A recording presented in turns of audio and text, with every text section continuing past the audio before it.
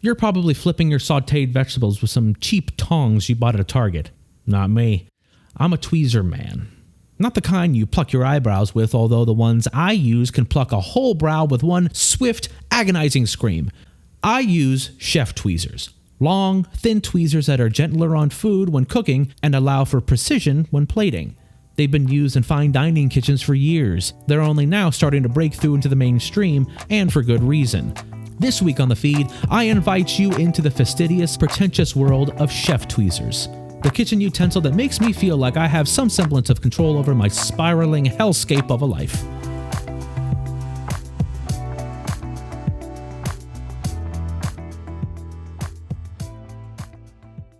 I know what you're thinking. Chef tweezers are the kitchen tool for people who are tools, or for the Michelin-starred chef who delicately and strategically adorns a plate with ornate edible flowers collected from local hillsides. But there's so much more than that.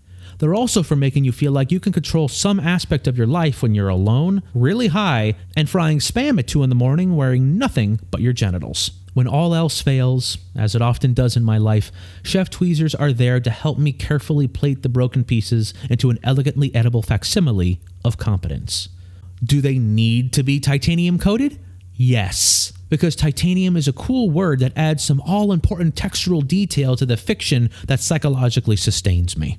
Speaking of textural, my tweezer has over 100 grooves, so I can really latch on to a chicken breast, a fleeting dream that'll never be realized, grilled zucchini slices, or even the ephemeral concept of my ability to hold a family together. Mine are 15 inches long. You might argue that's too many inches, that not even a real chef would need tweezers that long. That they're in practical length is clearly a case of overcompensating for my lack of actual cooking skills. That only in this fantasy land is where I can indulge in the satisfaction of actually being good at something as I burn a steak in real life. You're right on all counts. But when me and my chef tweezers are confronted with such a reality, we retreat behind an old adage. The tools make the man. If I buy all the tools, the biggest, most expensive, shiniest ones available, I am, therefore, the man. I am the man, and I know it because I bought a thing that made me the man without having to put in the effort to actually become the man. And there is nothing more the man than that. That's why I use Bernardin chef tweezers, and it's why they've sponsored this episode. It's like their website says, Bernardin chef tweezers, for the chef who thinks food deserves the same stuffy attention to detail as a retiree building a ship in a bottle.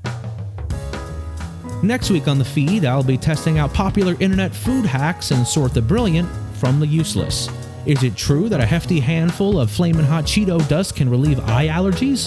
Well, I've already recorded the episode, so I could say no, don't do that. It's a very bad idea. Don't get your medical advice from TikTok. That's all I'm saying. Some of them are liars. Some of those teenagers are lying to you. Anyway, see you next week.